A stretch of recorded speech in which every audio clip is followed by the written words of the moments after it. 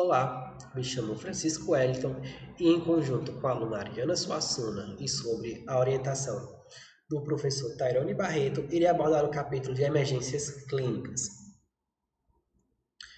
sobre distúrbios abdominais, tendo como tópico central doenças diverticular aguda ou diverticulite.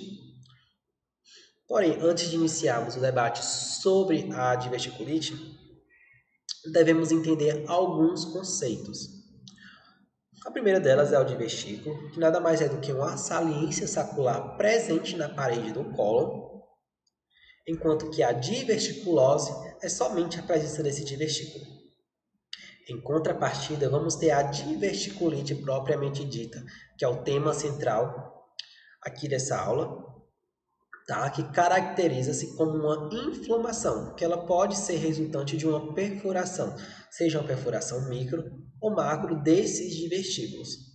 Geralmente, essas perfurações elas podem estar associadas a uma obstrução por fecalito com ou sem a infecção.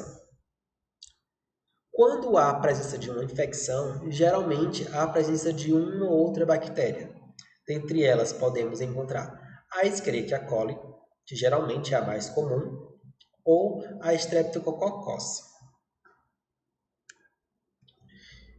Sobre os fatores de risco que estão associados à diverticulite, podemos encontrar uma doença avançada, geralmente maior que 51 anos, uma dieta pobre em fibras, obesidade, aqui também faz parte dos fatores de risco, pouca atividade física, dieta rica em carnes, uso de corticoide e, por fim, um tabagismo. Ao exame físico, esse paciente ele pode apresentar diversas sintomatologias. Dentre elas, podemos observar distensão abdominal, palpação de uma massa palpável, descompressão brusca positiva, dando início ao profissional médico da presença de uma possível peritonite. No que diz respeito ao quadro clínico, geralmente esse paciente ele vai se apresentar no pronto-socorro com uma dor abdominal aguda, geralmente de uma localização bem específica, que seria na fossa ilíaca esquerda. E quando essa dor se localiza na fossa ilíaca esquerda, geralmente é porque está havendo, não obrigatoriamente, um envolvimento do cólon sigmoide. Associado a isso, esse paciente também pode apresentar alguns sinais e sintomas associados a esse quadro, como obstipação ou diarreia, porém, a obstipação está muito mais associada ao quadro que a diarreia. Sensação de peso no reto também pode estar presente, febre baixas, vômitos e náuseas. Pode haver também sinais de irritação peritoneal.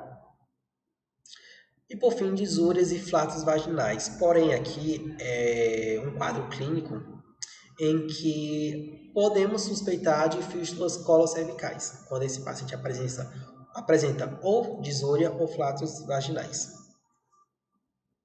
No que diz respeito ao diagnóstico, podemos lançar mão do método clínico a partir de uma anamnese, de um exame físico, assim como lançar mão de exames complementares, como laboratório, em qual podemos fazer uso do hemograma, função renal e eletrólitos, assim como uma PCR, para verificar a presença de um processo de um foco infeccioso.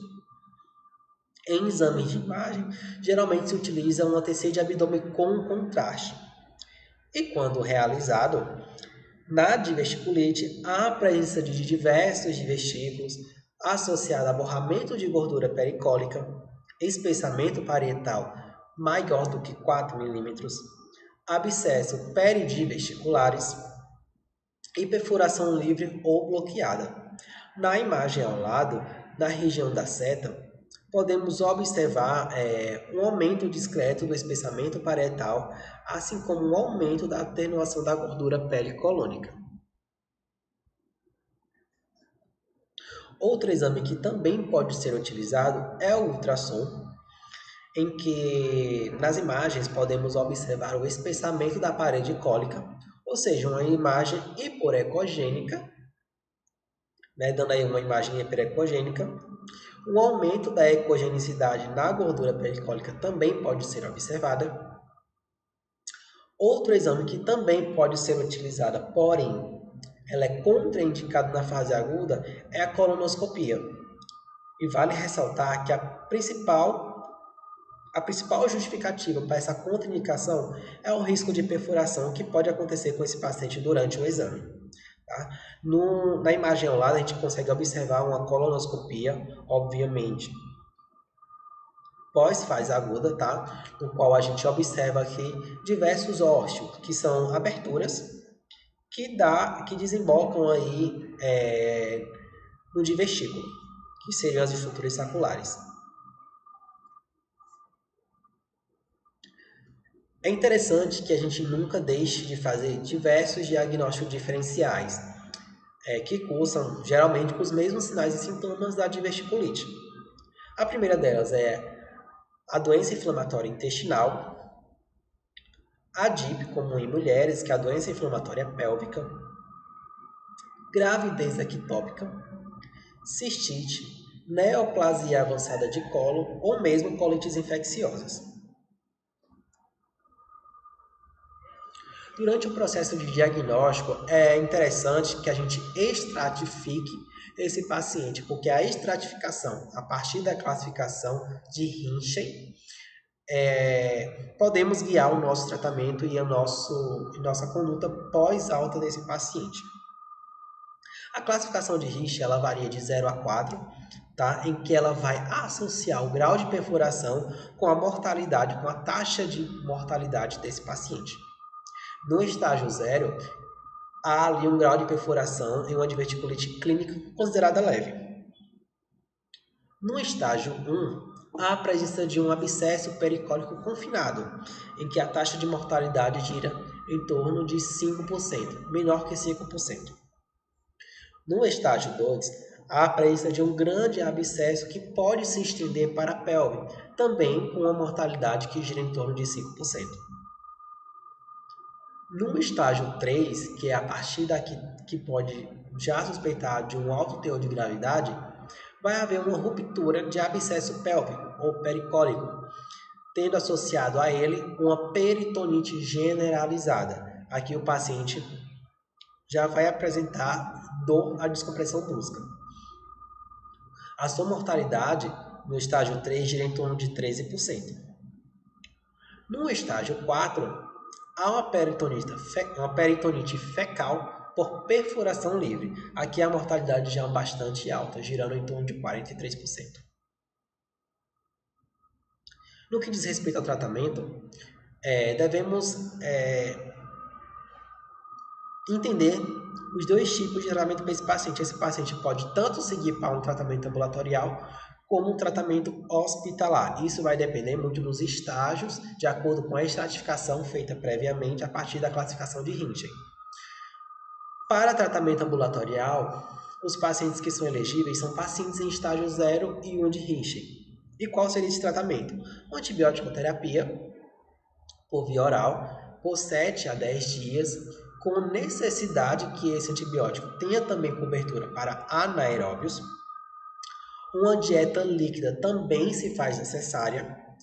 Uma observação por 72 horas é altamente importante para esses pacientes, com o objetivo de avaliar e observar os sinais de gravidade. E quando é que eu vou internar para esse paciente? Quando é que eu vou internar esse meu paciente? A partir de alguns critérios já estabelecidos, como estágio de Rinchey maior ou igual a 2, ou com complicações, pacientes intolerantes à medicação VO, uma dor que necessita de uso de opioides e sintomas que persistem por mais de 72 horas de tratamento ambulatorial, tá? E a partir desse internamento eu vou direcionar esse paciente por alguns meios. Inicialmente, vou deixar esse paciente em jejum, adicionar uma sonda nasointeral caso haja sinais de obstrução, um suporte volêmico e hemodinâmico é necessário, antibiótico intravenoso e um parecer da equipe cirúrgica. Há situações em que eu preciso fazer uma drenagem guiada por TC, e quais seriam essas situações? abscesso maior que 4 centímetros, que já é característico do estágio 2 de Rinchen. E associado a essa drenagem, fazemos também uma colectomia, que pode ser eletiva ou não, ou seja, pode ser feita durante a internação ou no pós-alta. Alguns pacientes podem também necessitar de uma cirurgia de emergência. E quais seriam esses pacientes? Pacientes que apresentam peritonite difusa, geralmente ali no estágio 3 ou 4 de Rinchten, abscesso que não é drenável ou em uma falha no tratamento inicial após 3 dias. No que concerne ao segmento ou orientações para esse paciente, esse indivíduo ele deve realizar consultas pós-alta para que se observe de mais perto esse paciente a sua evolução clínica pós-alta hospitalar ou após o tratamento ambulatorial. Orientar esse paciente à adesão à realização de atividade física, perda de peso para aqueles pacientes que se encontram em um sobrepeso, abstenção de tabagismo e uma maior ingesta de fibras, ou seja, reduzir a presença dos fatores de risco.